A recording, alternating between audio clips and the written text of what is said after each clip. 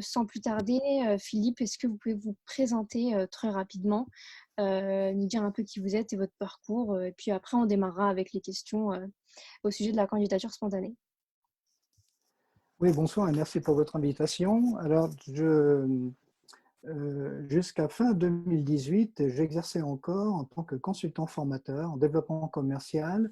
J'aide les petites et moyennes entreprises à développer leur affaire commercialement et plutôt dans le secteur du bâtiment et de l'équipement de l'habitat, puisque j'ai une formation initiale collaborateur d'architecte et je suis devenu par la suite technico-commercial, puis animateur de réseau et j'ai terminé en tant que salarié comme responsable d'un service formation avant de me mettre à mon compte pour justement euh, proposer mes services à des entreprises très ciblées avec des critères très précis, exactement comme un recrutement. On va pouvoir en parler un petit peu ce soir. Mhm. Et c'est pour cette raison que la prospection, la prospection, le démarchage des entreprises avec une candidature spontanée, je n'ai pas eu vraiment besoin de le faire puisque j'étais connu dans le secteur d'activité.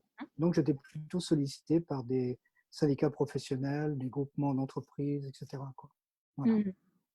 Très bien, bah, merci beaucoup pour cette présentation. Donc on va commencer par trois petites questions. La première, c'est bah, dans quel cas est-ce qu'on peut utiliser la candidature spontanée? Quels en sont ses avantages aujourd'hui? Et comment est-ce qu'on peut se démarquer en faisant une candidature spontanée? Alors, c'est pas choisir ou la candidature spontanée ou répondre à une offre d'emploi. Les deux sont complémentaires. Moi, j'ai fini par privilégier, c'est vrai, la candidature spontanée.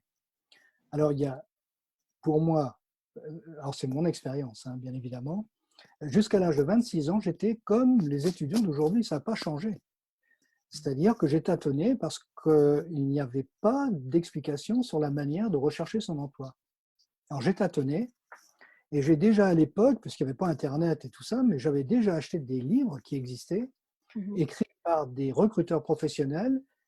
Et j'avais, je les ai toujours avec moi, ces livres-là, ils sont toujours d'actualité, hein, et ils donnaient des pistes pour séduire les recruteurs. Et parmi ces pistes, il y avait la candidature spontanée. Et je me suis aperçu, à partir de 26 ans, je n'ai fait que ça après, en fait. Le gros avantage qu'il y a, l'avantage numéro un, et c'est le principal, c'est qu'il n'y a pas de concurrence. Tout à fait. Mais il y a un petit travail à faire en amont, c'est-à-dire qu'il y a de la préparation. Je faisais beaucoup de veille informationnelle sur les entreprises qui avaient des besoins. Alors, j'identifiais des entreprises pour lesquelles, a priori, j'aurais envie de travailler. Je me renseignais énormément sur ces entreprises. J'allais à la chambre de commerce, je prenais des articles de presse.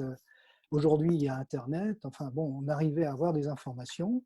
J'essayais d'identifier des besoins, des problèmes dans ces entreprises dont ils n'avaient pas conscience, que je pouvais régler.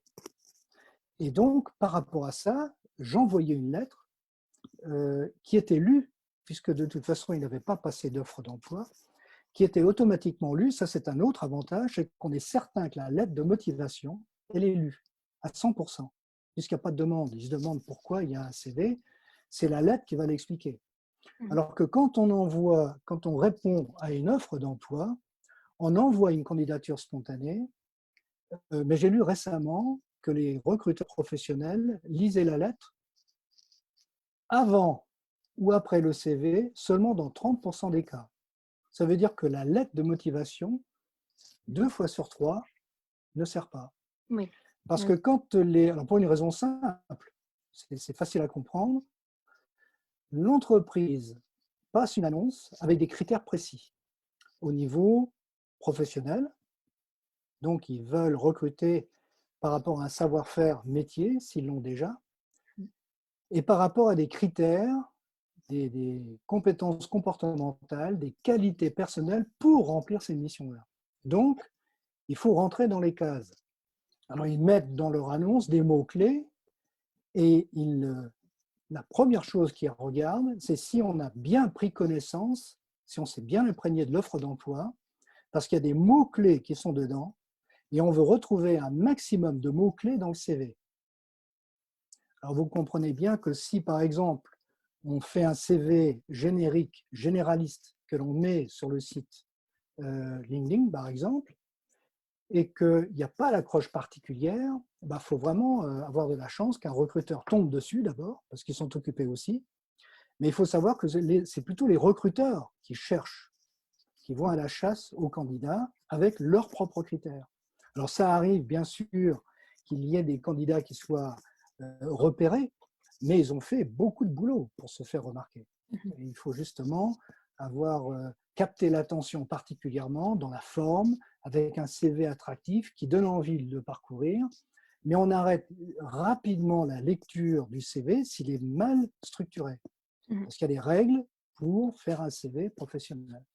Alors donc c'est pour cette raison que quand on connaît les règles pour faire le CV et que l'on fait un CV sur mesure, personnalisé, qu'on envoie à une entreprise parce qu'on a identifié des besoins, là on est à peu près sûr de capter l'attention et c'est ce qui m'est arrivé de faire. Alors pour ça, il ne faut pas être trop pressé. Justement, il faut prendre son temps. Moi, j'ai toujours pris mon temps parce que je voulais réunir personnellement, enfin, habituellement, c'est le recruteur qui, qui recrute l'étudiant ou le chercheur d'emploi. Il faut bien se mettre d'accord sur le fait que moi aussi, je recrutais le recruteur. Tout à fait. On oublie souvent, en fait, Donc, cette partie-là, malheureusement. bah, oui, Mm. euh, il y a beaucoup par exemple, de recrutements qui s'effectuent et qui finalement échouent Mhm. dans la période d'essai, ou si on a encore un doute, on va reconduire le CDD. Soit le candidat n'est pas à l'aise dans cette entreprise. Pourquoi? Parce qu'on a recruté trop rapidement, on est passé sur des informations qui étaient importantes, puis on s'aperçoit finalement que le candidat il ne convient pas. Et c'est réciproque. Donc, il y a une rupture et il y a une perte de temps. C'est pour cette raison que les recruteurs sont devenus plus exigeants, hein, bien évidemment, mais les candidats aussi. Sauf que les candidats, ils n'ont pas cette préparation, cette formation pour faire un CV qui accroche Mhm. suffisamment. Pas toujours. Ça arrive, mais pas toujours. Alors donc, ce qu'il faut arriver à faire, c'est, lorsqu'on envoie une candidature spontanée, c'est se renseigner fortement sur l'intérêt de travailler pour cette entreprise, pour identifier des problèmes que vous pouvez solutionner parce que vous êtes capable de le faire. Même des étudiants, hein, des étudiants aujourd'hui, par exemple, peuvent très bien revisiter le site Internet et l'actualiser s'il a déjà des connaissances là-dedans. Parce qu'il y a beaucoup d'entreprises qui ne mettent pas à jour leur site Internet, par exemple, ou qui n'ont pas une présentation, ils ont un site Internet de présentation, mais qui, face à la concurrence, n'est pas forcément à la hauteur. Alors, par exemple, un étudiant peut déjà provoquer ce besoin de dire, bon, je peux vous aider à actualiser votre site, à actualiser votre profil LinkedIn s'il connaît, etc., etc. Mais Ça peut comment intéresser est-ce qu'il peut, par l'entreprise. exemple, présenter, enfin, dire ça à l'entreprise, mais sans trop paraître prétentieux, par exemple, parce que l'entreprise peut se dire, mais enfin, d'où il sort, enfin, pourquoi est-ce qu'il il se permet de nous dire que le site n'est pas adapté, etc. Donc, comment est-ce qu'il peut adopter une attitude pertinente pour ne pas froisser un peu l'entreprise?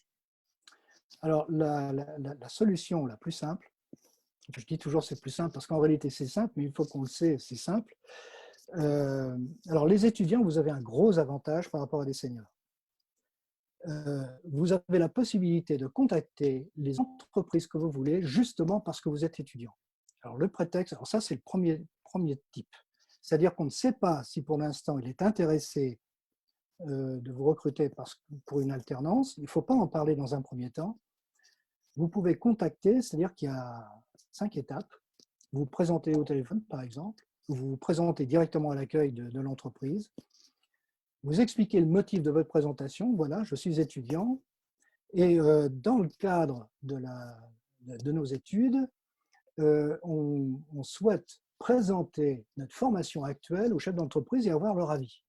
Par exemple, je suis en train de préparer telle licence ou tel master et j'aimerais vérifier auprès de vous si le programme correspond à le contenu du programme. Il y a des points qui correspondent à des choses que vous voudriez actualiser chez vous. On essaie de créer un contact pour voir ce qui peut intéresser le chef d'entreprise. On l'amène sur un programme pour l'écouter et voir s'il y a des besoins derrière. Mhm. Alors, par exemple, il y en a qui, vous pouvez rencontrer un senior qui a terminé ses études depuis un moment, peut-être qu'il n'a pas mis à jour complètement ses connaissances, c'est l'occasion de regarder ce qu'un étudiant fait aujourd'hui. Et donc, on peut très bien dire, bon, vous voyez, justement, personnellement, ce qui peut être vrai, hein, Mhm. personnellement, j'hésite entre telle voie et telle voie, et est-ce que je peux me permettre de vous poser quelques questions concernant votre parcours professionnel, ce qu'il faut comme diplôme aujourd'hui pour exercer votre métier, hein, Mhm. votre fiche de poste, est-ce que vous avez des conseils à me donner? Alors, on prépare une liste de questions qui montre l'intérêt qu'on porte à cette personne qu'on a en face de soi. Tout à fait. Et cette Et démarche-là, elle est plus facile du coup dans les PME, les TPE, etc., que dans les grands groupes. alors, les grands groupes, mais ils peuvent être séduits aussi. Sauf que Mhm. les grands groupes, ils vont au-devant de ça. Il faut essayer de. Les grands groupes, ils prennent déjà l'initiative d'aller voir les universités, les étudiants. Bon, ils font des forums, emploi, euh, ils rencontrent beaucoup d'étudiants, donc ils sont habitués. Eux. Mais ils apprécient également que des étudiants qui vont contacter vont encore les étonner parce qu'ils Mhm. ont quelque chose de plus que les autres n'ont pas. Tout à fait. Euh, je prends un exemple, puisque ça fait partie des critères qui peuvent permettre de sortir du lot. Si un étudiant, par exemple, est fils d'entrepreneur ou fils d'un commerçant, euh, le chef d'entreprise apprécie le fait, enfin, a priori, cet étudiant sait ce que c'est qu'une vie d'entreprise. C'est une exigence de travailler dans une entreprise. Peut-être qu'il a travaillé avec ses parents.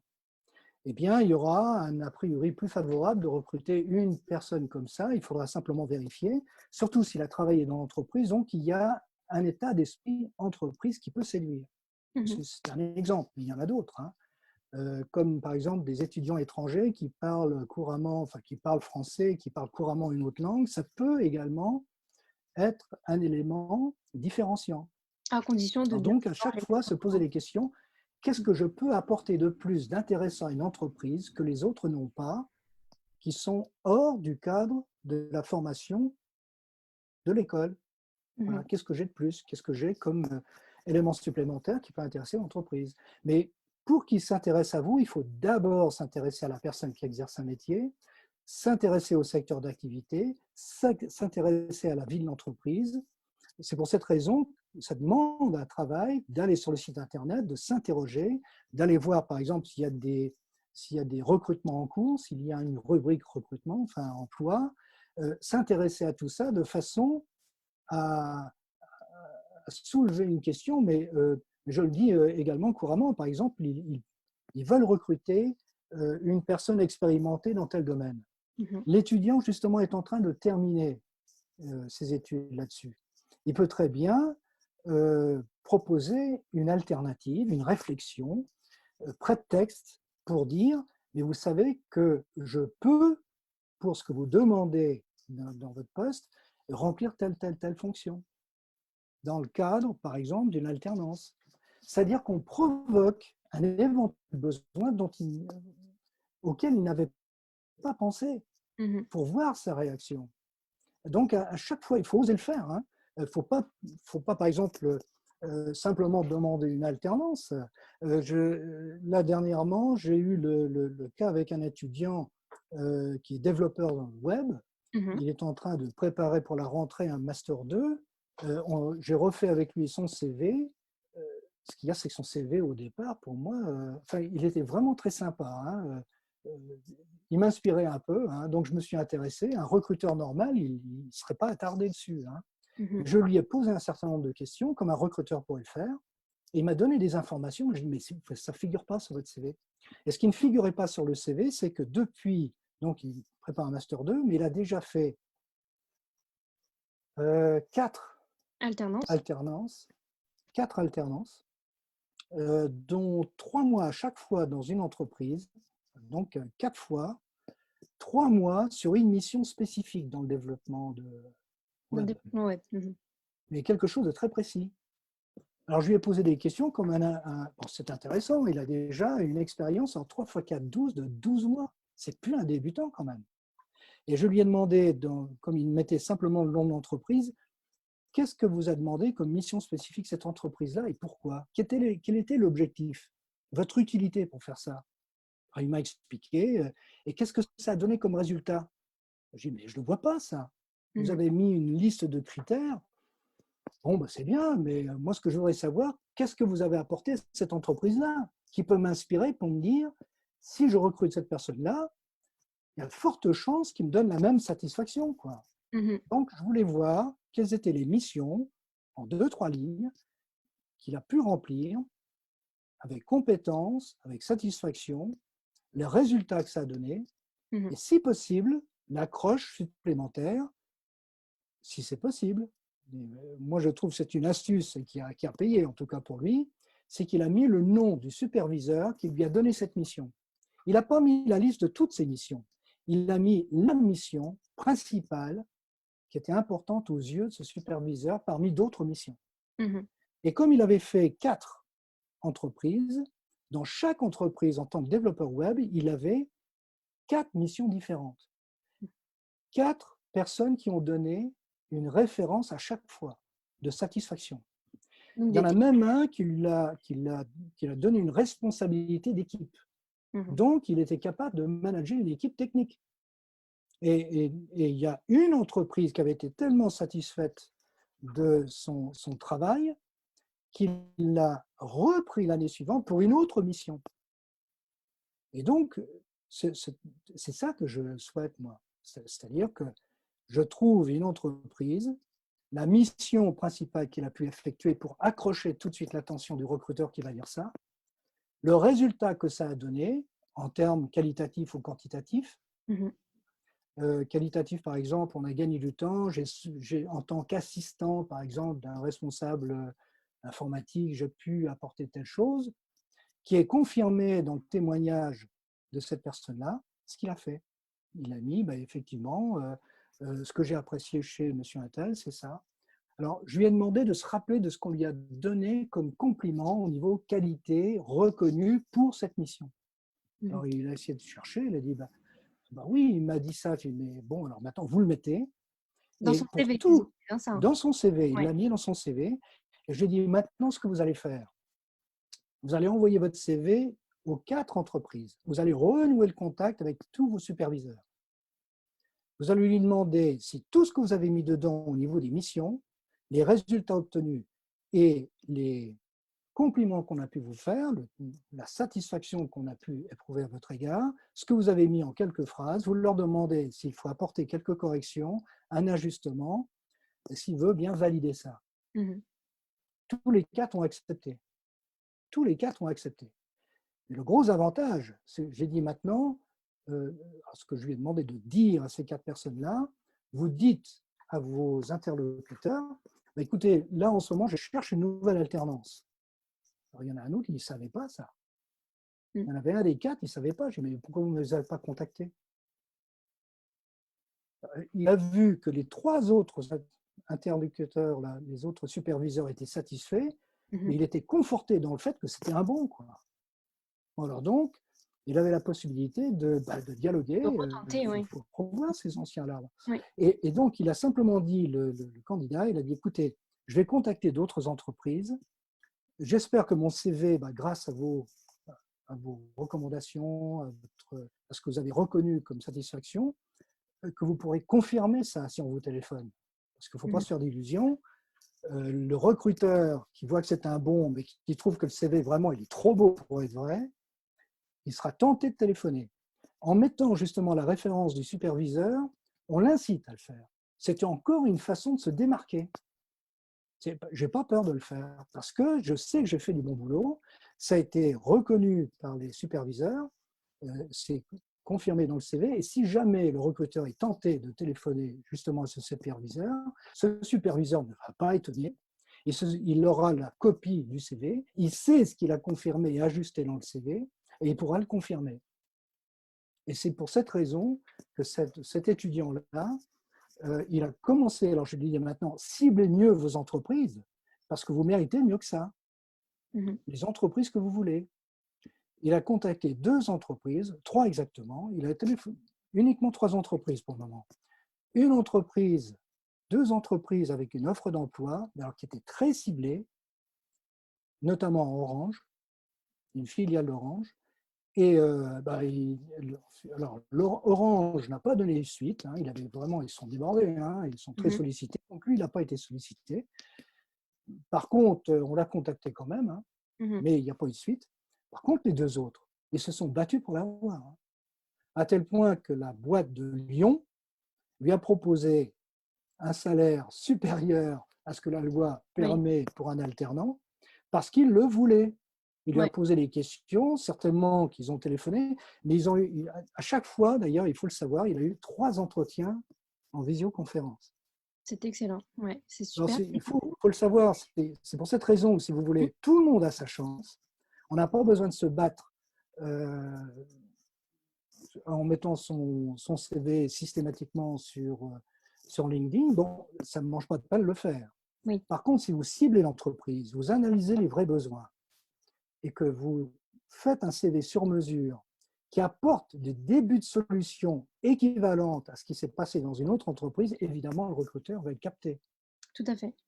Vous Tout à fait. comprenez ce Est-ce que je que veux dire? vous auriez justement une méthode aussi à suivre pour susciter l'intérêt de l'entreprise? On avait discuté tout à l'heure justement de la méthode AIDA. Est-ce que vous pouvez en dire un mot rapidement? Alors, oui, alors ça, c'est, alors que ce soit sur le profil LinkedIn, alors le mien, hein, je suis venu après la bataille, je me suis mis sur LinkedIn en 2018, je n'ai jamais actualisé. Par contre, les gens, à travers mes commentaires et tout ça, les posts que j'envoie, évidemment, ça a capté l'intérêt. Et c'était le but. Donc, à la limite, mon profil, d'autant plus que je ne cherchais pas de clients, c'était relativement secondaire. Je vais l'actualiser pour le fun, mais bon.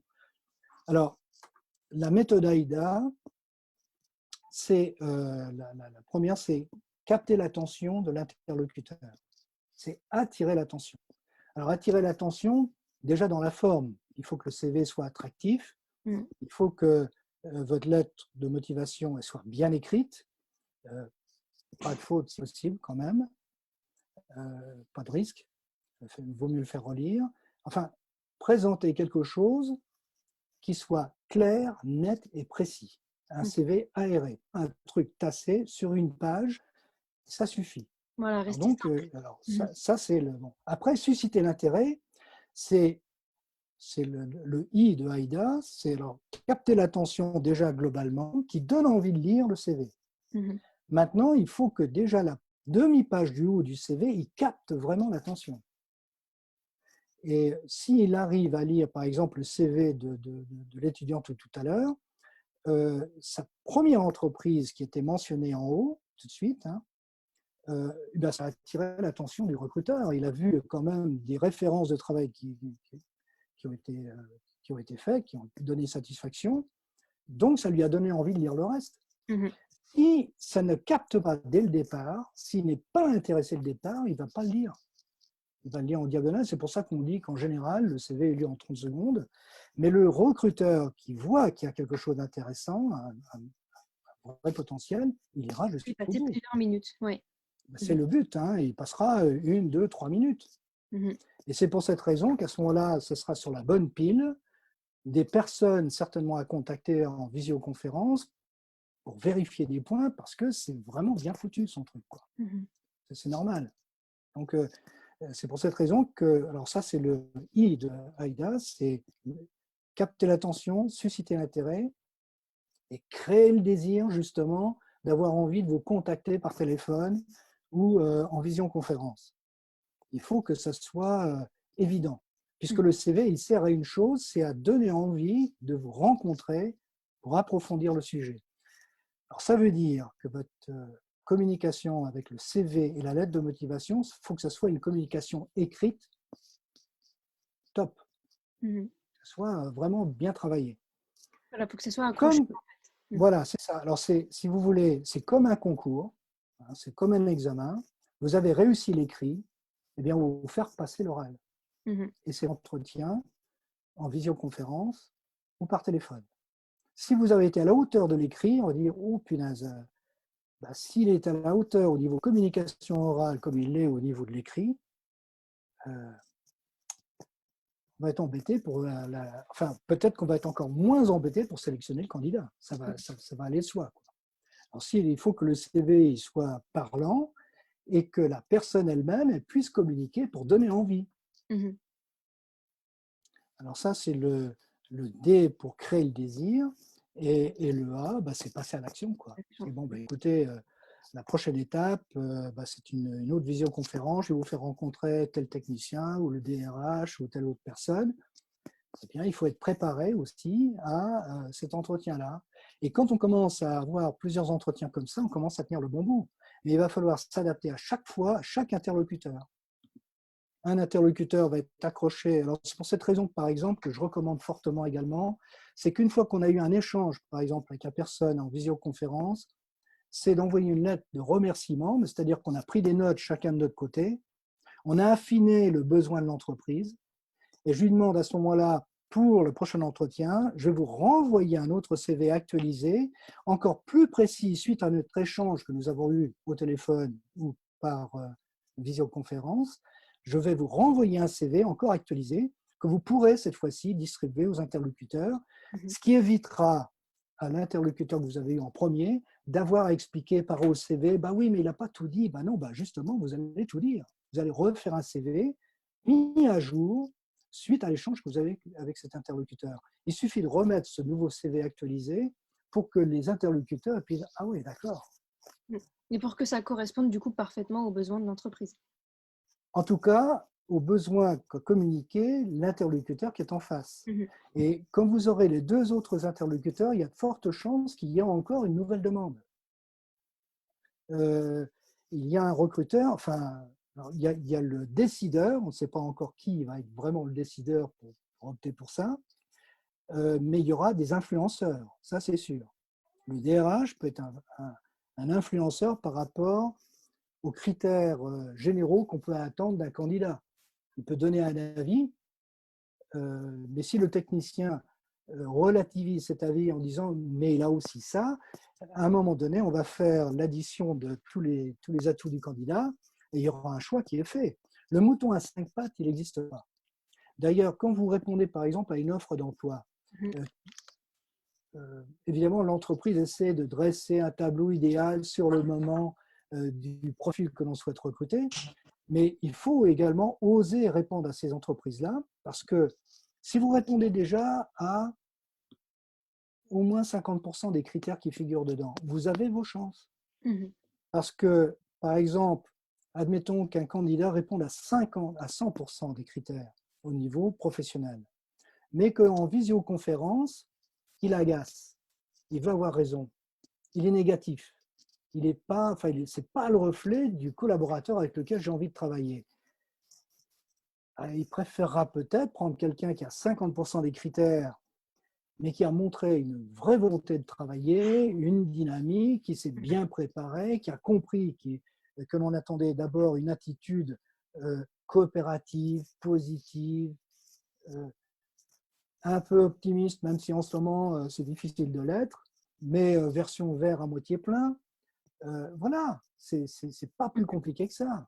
C'est pour cette raison qu'il faut faire très attention dans sa communication, euh, de façon à répondre de façon positive aux questions qui sont posées, relativiser. Enfin, moi, tous les ans, j'ai pris l'habitude, de toute façon, par principe, de répondre à des annonces ou de faire acte de candidature pour vérifier que j'étais dans le coup, pour voir si en fait, je n'étais pas forcément intéressé, mais je pouvais le devenir. Il suffisait que je tombe en face de moi, que je tombe avec quelqu'un qui est en face de moi et me séduit, justement, il a capté mon attention, ce n'était pas prévu au programme. Il a suscité l'intérêt en présentant son entreprise, son projet de développement, une stratégie que je n'avais pas prévue au programme. Je peux changer d'avis. Mhm. Et ça m'est arrivé de changer d'avis. Alors, il faut le savoir. Et Tout à fait. donc, j'ai pris l'habitude de m'organiser comme ça. Et j'ai toujours fait.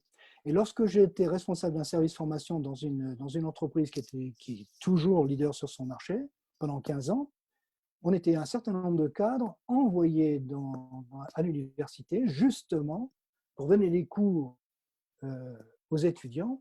Et moi, mes cours, c'était orienté sur la gestion de carrière et sur la manière d'aller proposer ses services en alternance, etc. Tout à fait. À Donc tel vraiment point avec qu'elle a… l'habitude d'offrir. Voilà, à la, Mmh. voilà. Et je prévenais les étudiants, ils savaient d'où je venais, de quelle entreprise. Je disais, de toute façon, je vais vous donner le cours, vous suivez ou pas, je vais vous observer. Il est évident qu'on cherchera des alternants. Mmh. Tout à fait. Alors, Et ce qui après, fait que, c'était ce à qui eux fait du coup que de se démarquer, bah, quoi.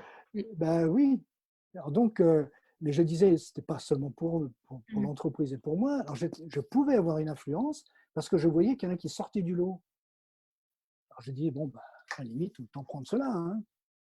Tout à fait. C'est pas, enfin, c'est pas moi qui allais choisir, mais je repérais. Vous pouviez appuyer, Il oui. faut le savoir. Mmh. Voilà, il faut le savoir, ça existe. Et Mmh. donc, j'ai été régulièrement à l'université pendant des années et j'ai fait pendant 5 ans, j'étais 5 ans intervenant, insertion professionnelle pour des étudiants de deuxième année Mmh. qui, en fin d'année, dans un UT, qui en fin d'année, soit passaient leur diplôme et rentraient dans la vie active et je les aidais à trouver leur premier emploi, Mmh. soit chercher une alternance, changer peut-être de voie. Et donc, il fallait qu'ils fassent une lettre de motivation à une nouvelle école, etc. Enfin, c'était passionnant. Hein. Mmh. Tout à fait. J'en J'ai apprenais une beaucoup. dernière question avant qu'on passe aux questions des participants. Est-ce que vous pouvez nous parler en une petite minute du CV vidéo? Qu'est-ce que vous en pensez et comment on pourrait l'exploiter en candidature spontanée? Alors, je le mettrai en dernier, ça. Mmh. Ce qui va être important, c'est de préparer. Moi, je suis assez partisan du CV normal Mmh. parce qu'il faut. Il y a des risques avec le CV vidéo. Il faut que ça soit bien tourné. Ah ben, c'est pareil, hein, c'est ce qu'on a dit, il faut capter l'attention. Hein. Si jamais c'est mal tourné et qu'on passe trop de temps, j'ai vu des vidéos qui étaient trop longues Mmh. et qui n'allaient pas à l'essentiel, bah, c'est pas évident. Alors que dans le CV, d'une page, si vous allez à l'essentiel, on va capter l'attention. Et vous avez déjà une attention qui est captée à travers une visioconférence. Donc oui, pour la vidéo, mais à condition d'être sûr que techniquement c'est tout le point Mmh. et que vous maîtrisez cette communication orale et que ça va capter l'attention par rapport au message que vous voulez faire passer. Je Mmh. suis plutôt partisan de faire ça après, par exemple. C'est-à-dire que j'envoie une vidéo suite à un premier échange que j'ai eu avec l'entreprise parce que je vais répondre à des besoins que j'ai identifiés avec des solutions précises Mmh. en réponse à des besoins que j'ai clairement identifiés.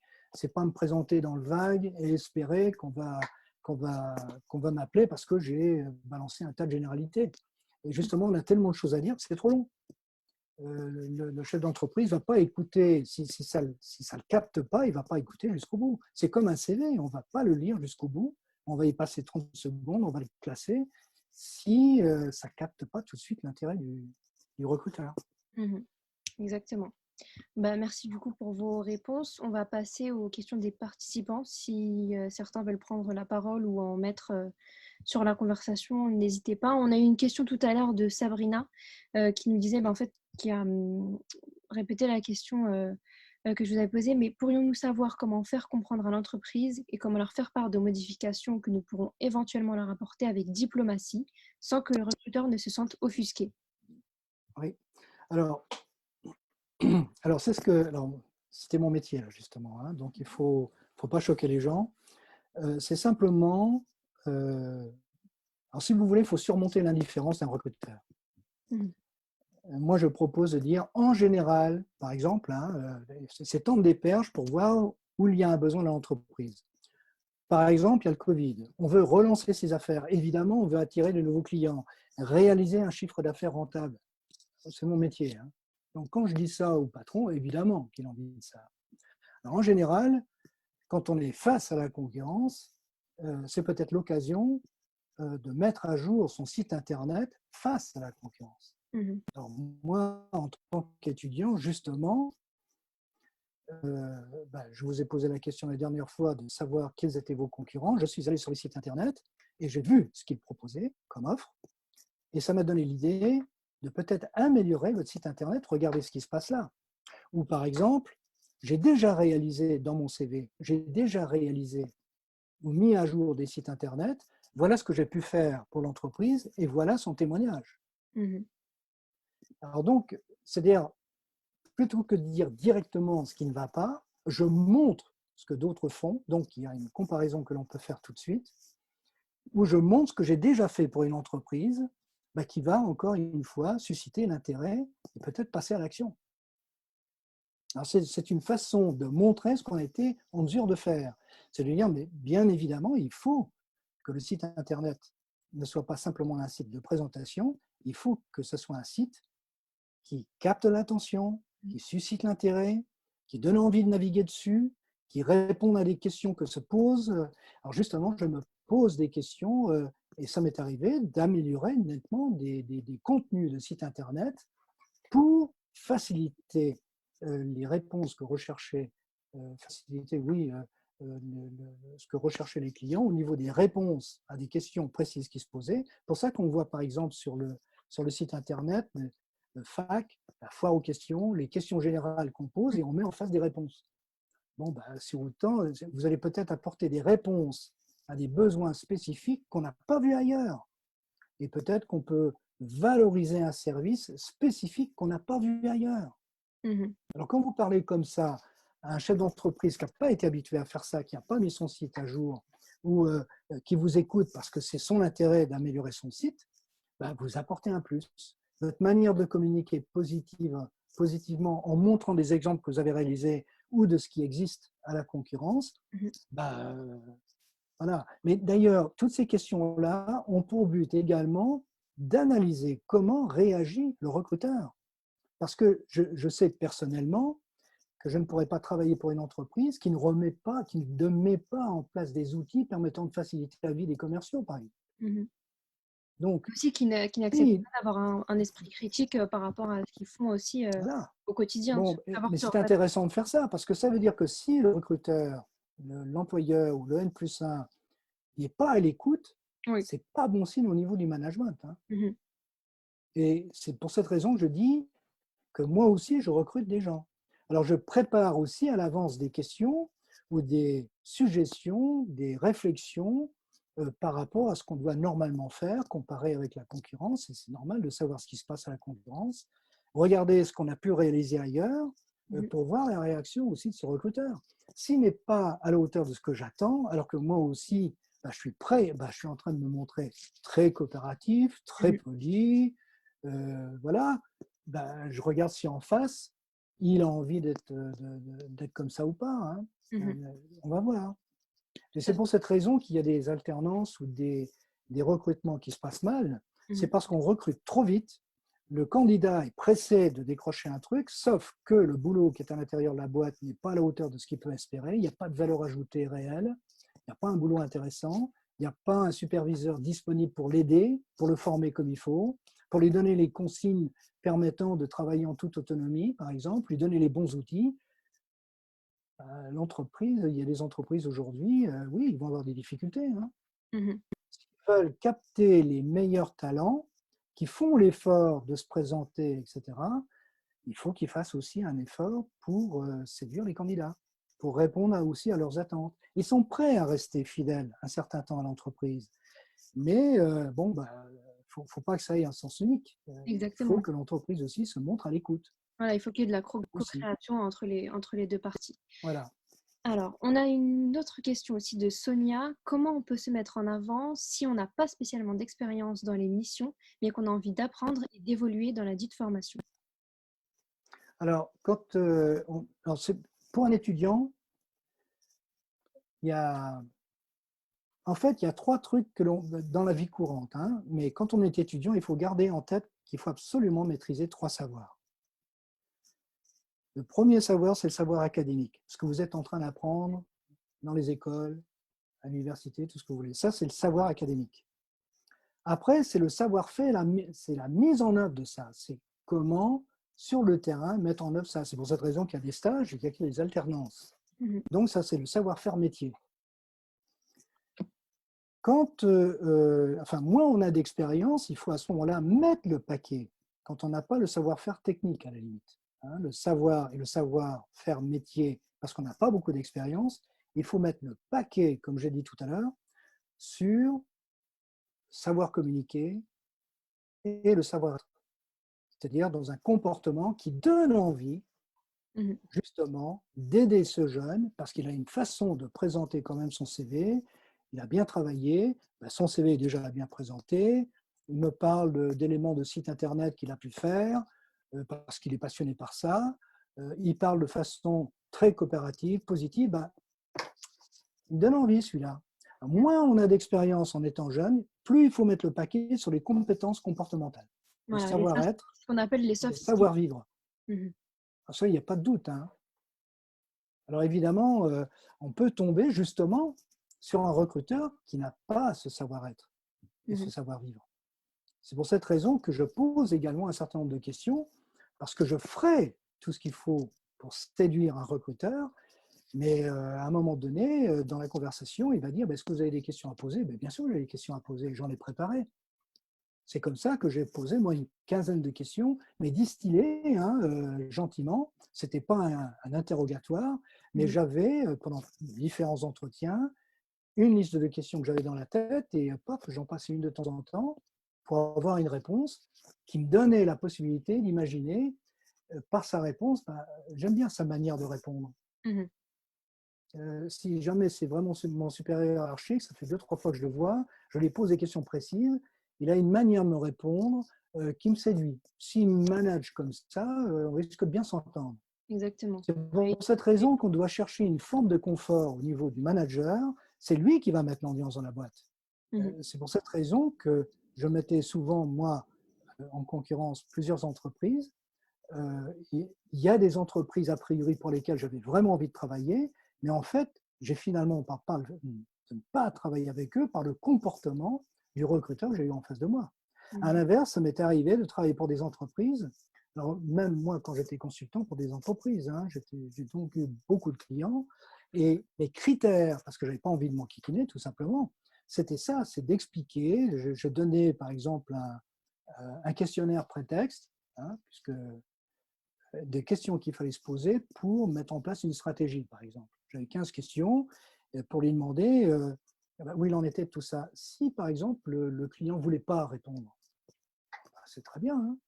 Et personnellement, je ne peux pas l'aider à apporter des solutions si je n'ai pas des réponses à des questions comme ça. Et il y en Exactement. a d'autres qui, justement parce qu'ils voulaient trouver des solutions, ils me connaissaient par ma réputation, etc., ils répondaient à ça par oui ou par non, en donnant une note, voilà.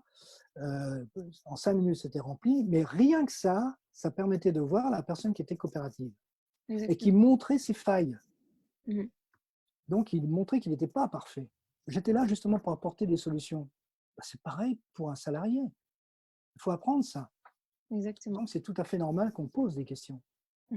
Et quand on a ces réponses-là, je reprends des points qui, pour moi, par rapport aux objectifs de l'entreprise, me paraissaient importants. J'ai dit, vous avez répondu ça. Et si on avait la possibilité d'améliorer ce point-là, ça vous intéresse? Mmh.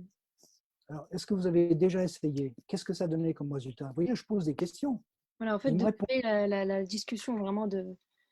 oui, parce que c'est à la fois des questions de fond qui m'aident à réfléchir, mais également des questions tests pour voir comment il réagit. Ouais. Est-ce que Ces même est questions-là coopératif? aussi, si elles sont pertinentes de la part de l'étudiant, ça peut aussi montrer qu'il a un esprit critique et du coup, même pas forcément avec de l'expérience, il pourra faire la différence justement. Oui, oui, oui. Mmh. Mais c'est pour cette raison, si vous voulez, que euh, on a, il y a un dicton, hein, on n'a jamais une- l'occasion de faire une première bonne impression, hein. On voit la personne pour la première fois. Si on ne fait pas la bonne impression tout de Mmh. suite, que ce soit le recruteur ou que ce soit le candidat, Ouais, ça peut casser tout de suite. Alors, bon, c'est pas bon. mmh, ouais, on a un C'est peu difficile de dépassé remonter la pente, hein. on a un peu dépassé le temps, Philippe, donc je vais prendre les dernières questions. Alors, on a une question de moi. Avez-vous un exemple d'une phrase d'accroche qui vous a plu? Personnellement, Ouais. si j'ai une phrase d'accroche, quand je rencontre des gens qui ne me connaissent pas, justement, j'ai une liste de besoins courants des chefs d'entreprise. Mmh. Et souvent, j'attaque en disant, pour surmonter l'indifférence, puisqu'il n'y a pas de besoin exprimé encore, mais j'analyse le marché, j'analyse les préoccupations générales. Il suffit de lire la presse, hein, ils sont très préoccupés en ce moment, les chefs d'entreprise, hein, il y a de quoi. Donc, ben, ils veulent se relancer. Il y en a qui ont des moyens financiers encore de le faire, mais ils ne veulent pas gaspiller leur argent non plus. Donc, leur préoccupation, c'est vraiment de travailler sans perdre trop d'argent et en gagnant du temps. Et ils ne veulent pas perdre de temps en plus avec des candidats qui ne comprennent pas rapidement. Ils doivent être dans l'urgence comme eux. Sauf que on veut bien être dans l'urgence, mais à ce moment-là, il faut préparer des questions. Et moi, les questions que je prépare, ce sont des questions courantes qu'un chef d'entreprise en ce moment se pose. Euh, Par exemple, en général, en cette période de crise, c'est ce que je donnais comme exemple tout à l'heure, la préoccupation du chef d'entreprise, c'est de redémarrer l'entreprise dans les meilleures conditions. Par exemple, apporter un confort, une sécurité au personnel, un confort, une sécurité à ses clients, un Mhm. confort et une sécurité à ses fournisseurs pour que la machine se remette en route. Est-ce qu'on est d'accord? Qu'est-ce que vous voulez qu'ils répondent à ça? Mhm. Donc, à partir de ce moment-là, j'ai donné deux éléments d'information, Oui. le confort et la sécurité. Alors, je lui dis, parlons du confort. Par exemple, dans votre domaine, ce qui est important au niveau en termes de confort, je, habituellement, d'après ce que je lis, ce que je comprends, c'est ça, ça, ça et ça. Qu'est-ce que vous en pensez? Mhm. À moins que vous ayez en tête autre chose. Ça serait quoi? En fait, je pose des questions pour vraiment identifier ce qui le préoccupe vraiment. Alors, celui qui s'exprime vraiment par rapport à ça, il y a deux points. Je pose des questions autour du confort qui est recherché et du confort que je peux apporter en termes de solutions. Mhm. Un étudiant peut faire exactement la même chose. Au niveau sécurité, je peux apporter ce confort, en plus avec une garantie, puisque dans mon CV, je vous ai montré le cas précis que j'ai pu apporter comme solution à une entreprise par rapport à une mission et la référence qu'a donnée le superviseur. Donc, Mhm. vous avez une garantie là-dessus. Il suffit de téléphoner et vous verrez. C'est-à-dire, j'anticipe les questions qui peuvent se poser en disant, mais est-ce que vraiment cette personne-là, elle est fiable? Je dis oui. Après, il n'y a plus qu'à négocier les conditions pour rentrer. Et l'étudiant alternant, il a une. Alors les conditions, c'est les conditions financières, par exemple. Alors les conditions de travail au niveau du confort et de la Mhm. sécurité, on en parle, mais il n'y a plus qu'à négocier les conditions d'entrée pour l'alternance. Alors là, vous êtes c'est sur un plateau, puisque les entreprises bénéficient actuellement d'une aide financière formidable pour recruter Oui, un voilà. alternant. Au final, ça revient à rien du tout. Donc, ouais, tout à fait. C'est un peu Voilà. facilité. Ouais. Sauf que justement, si vraiment, c'est pour cette raison que je l'ai dit tout à l'heure, j'avais montré à l'étudiant comment faire, là, qui était développeur dans le web. Il y a une entreprise de Lyon, ben, il ne restait plus que ça à négocier. Il dit, ben, écoutez, ben, vraiment, vous vous prendre chez nous. Et comme il savait qu'il était en concurrence avec une entreprise, ben, il a rajouté au pot Mhm. un financement au-dessus de ce Ouais. que pouvait, Bah de ce justement, que à ce voilà, sujet-là, pouvait donner il y la a, loi. il y a Lucas Popi qui a deux questions. Alors la première, donc lui, il a déjà eu des expériences avec la candidature spontanée. Et pour lui, il arrive souvent qu'on envoie une candidature spontanée et que l'on soit refusé. Et au final, après une semaine, il voit qu'il y a une annonce. Est-ce qu'il faut postuler à cette annonce-là aussi, même si on a été refusé préalablement? Et sa deuxième question, donc par rapport aux développeurs dont vous avez parlé, qui a un an d'expérience cumulée avec des stages, etc. euh, pour lui, il considère que les cas comme ça, c'est rarissime. Donc, comment est-ce qu'on peut mettre en avant un profil quand les missions précédentes n'ont pas forcément à voir avec les missions de l'alternance, notamment quand on est en cas de reconversion? Et du coup, comment on peut parvenir à convaincre le recruteur de notre motivation et de nos compétences quand même, même si on n'a pas forcément d'expérience là-dessus. Alors, la première question, c'est envoyer des lettres, des candidatures spontanées, mais on n'a pas de réponse. Oui, en fait, il Est-ce a que eu dans une la réponse, non, il a eu une réponse négative et il a D'accord. vu une semaine après qu'il y a eu une annonce qui a été postée pour le même type de poste, j'imagine. Et il a demandé est-ce qu'il faut quand même qu'il repostule à cette annonce-là ou est-ce qu'il laisse tomber parce qu'il a déjà été refusé. On peut toujours essayer, mais je vous ai dit, hein, le premier contact doit être le bon, quoi. Oui, C'est dur de ramasser, de ramer ensuite, hein, de venir exact. dire, bon, ben, ce que je vous ai envoyé, n'en tenez pas compte, maintenant je renvoie, ben, pourquoi on n'a pas envoyé le premier, quoi. Mhm. Tout à fait. Et c'est pour cette raison que la lettre, enfin la candidature spontanée, qui est une lettre de motivation, c'est par rapport à des faits, sur des informations qu'on a pu recueillir sur l'entreprise ou sur le besoin identifié dans l'entreprise que peut utiliser un superviseur. Mhm. Il faut que ça soit, en plus, il faut que ça soit ciblé avec le nom de la personne. Ça suppose avoir eu un contact avec cette personne. Euh, enfin, je n'aurais pas pris le risque d'envoyer une candidature spontanée. Là, c'est une bouteille à la mer, hein. Mhm. Pareil, hein. Il faut que ça repose sur quelque chose qui va capter l'attention de l'interlocuteur, susciter son intérêt. Visiblement, ça n'a pas suscité son intérêt. Oui. Il a Donc, pas la répondu peine d'une de façon retenter banale. des choses. Voilà. Mhm. Alors, après, on peut toujours essayer. On peut toujours essayer par rapport à l'annonce qui est passée. De toute façon, je vous l'ai dit tout à l'heure, hein, il faut toujours oser répondre, même quand on est étudiant. Moi, ça m'est arrivé, je n'avais pas beaucoup d'expérience dans un domaine. Je me suis battu jusqu'au bout, hein. J'ai été voir la concurrence, j'ai analysé les trucs, je suis venu voir l'entreprise. Ça a duré 6 mois, hein. Chaque mois, je suis venu voir. Au début, tous les 15 jours, après, tous les mois. Et à chaque fois, je venais avec des informations très précises pour lui faire prendre conscience que si on ne bougeait pas, il va y avoir un problème. Mhm. Et à la fin, il m'a dit, punaise, le boulot que vous avez fait, que lui n'a pas fait, hein. Et c'est comme ça qu'il m'a recruté. Et en fait, il a créé le poste.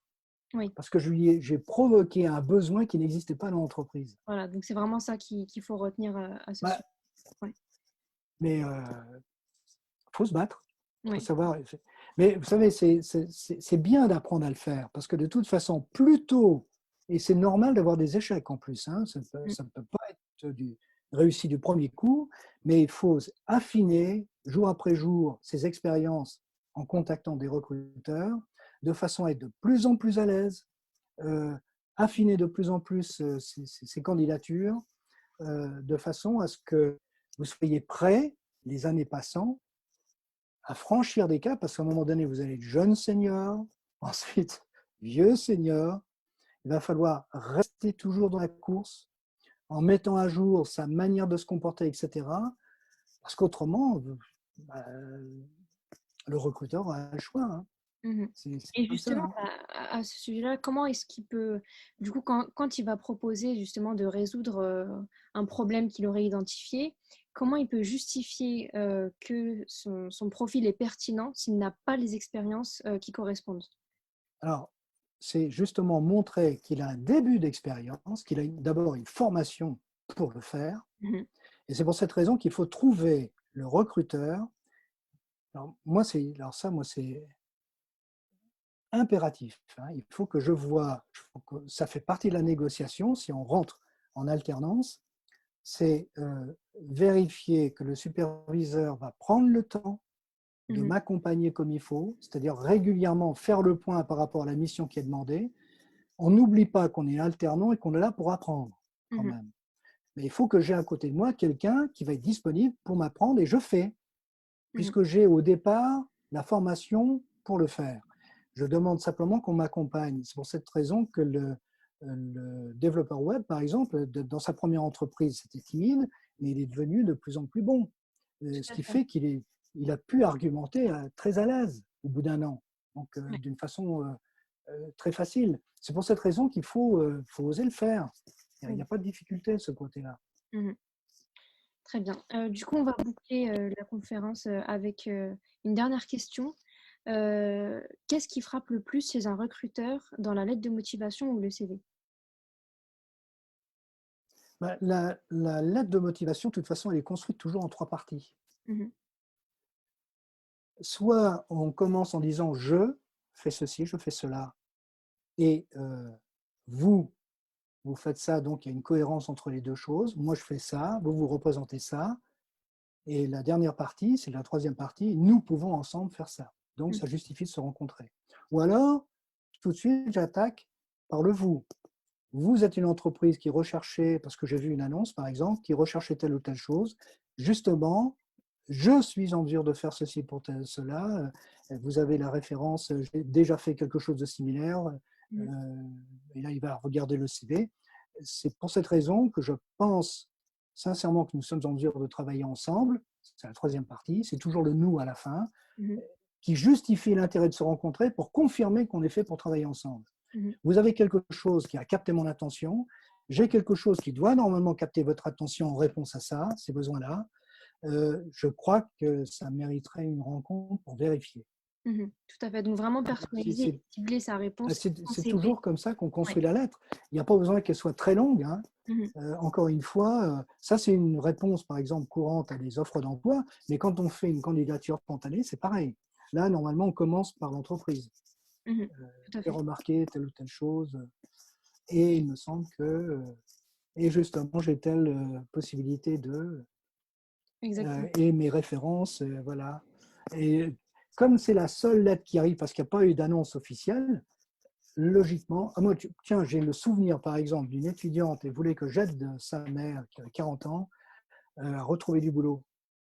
Et je lui ai demandé, mais alors j'étais inspiré comme ça parce qu'elle était très sympa. Je lui ai dit, mais spontanément, allez, on oublie le truc, ça faisait 2 ans qu'elle était au chômage, pour quelle entreprise vous auriez envie de travailler? Alors il m'indique l'entreprise, hein, une jardinerie très connue localement ici. Je dis pourquoi? Oh, parce que j'ai des amis qui travaillent, j'ai lu les articles, le directeur il est particulièrement bon, etc. Je dis, bah, écrivez-le, Mmh. écrivez pourquoi vous avez envie de travailler pour ce directeur-là. Bah, figurez-vous que le directeur a reçu la lettre, c'était à son nom, il a été tellement ému. Alors, c'était vraiment le bon directeur, hein, parce que Oui, c'était vraiment l'image qu'il de avait la dégagée. chance. Il l'a convoqué et il lui dit, mais écoutez, vous voulez faire quoi? J'ai dit, écoutez, ce que vous voulez, parce que je veux travailler chez vous, je veux travailler pour vous. Il a dit, écoutez, pour l'instant, j'ai qu'un emploi de caissière à vous proposer, mais c'est OK. Mais j'avais préparé avec elle avant, hein. Et vous voulez rentrer dans l'entreprise, mettez le pied dedans. Une fois que vous êtes dedans, vous pourrez commencer à montrer ce que vous êtes capable de faire, Et mais vous évoluer. l'aurez, votre emploi. Mmh. Bon, alors c'est ce qui s'est passé.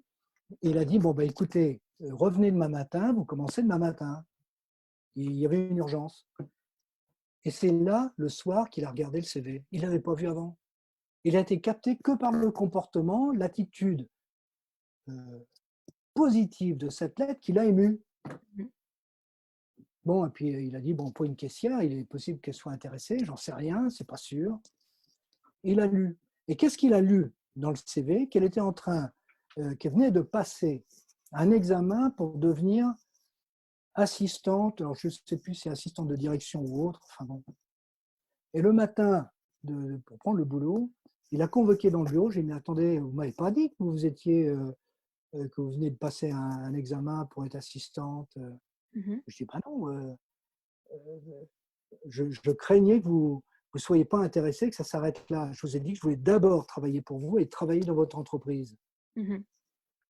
Alors, il a dit, écoutez, vous allez venir voir mon assistante, elle doit partir en congé maternité, on va voir ce qu'on peut faire. Qu'est-ce que je vous dise? Mmh. Ça existe. Oui, tout à fait. Et c'est pour cette raison que ma priorité, c'était de repérer des chefs d'entreprise, des managers qui ont une attitude coopérative, Mmh. qui ont une sensibilité, qui sont plutôt humains, qui Oui. sont à l'écoute du personnel. Ça, c'est rassurant. Et par la suite, j'ai jamais eu de problème, hein. Après 26 ans, j'étais au point, j'avais vraiment testé beaucoup de choses. Là, je savais ce que je voulais, hein. Je voulais trouver des recruteurs qui ne me fassent pas perdre de temps, parce qu'eux n'avaient pas de temps à perdre. Et j'ai travaillé pour des entreprises qui m'ont apporté énormément. Les chefs Mmh. d'entreprise aussi. Mais j'étais ciblé. Mais c'est une habitude à prendre très tôt. Mmh. J'étais très bien conseillé pour ça. Ouais, bah, c'est très bien. Voilà. Vous avez eu de la chance et ouais et tant mieux pour la La chance, ça se ouais, provoque, hein. exactement. Il faut savoir, justement, aller voir les entreprises, provoquer les opportunités. Oser. Si ça se Mmh. décroche, c'est parce que vous avez provoqué la chance. Exactement. C'est pas comme ça, hein, ça Oui, tombe pas du ciel comme ça, hein. exactement. Faut Tout à bosser un fait. peu. Mmh. Voilà, oui. Bah, en tout cas, je pense que les participants ont eu, tout un tas de conseils de votre part qui ne manqueront pas de mettre en application, j'espère. On vous remercie grandement d'avoir accepté et d'avoir pris le temps, parce que du coup, là, C'est un plaisir. on est à plus C'est un d'1 heure, plaisir. mais bon, au moins, les réponses ont été données aux questions.